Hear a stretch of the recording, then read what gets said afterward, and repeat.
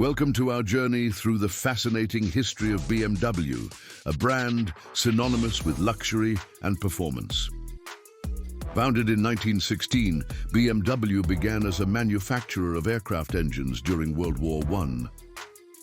After the war, BMW shifted its focus to motorcycles, producing the iconic R32 in 1923. The 1930s saw BMW enter the automobile market with the launch of the BMW 328, a car that would become legendary. During World War II, BMW returned to aircraft engine production, but post-war challenges led to a near collapse. The 1950s marked a renaissance for BMW, highlighted by the introduction of the BMW 507, a symbol of post-war luxury.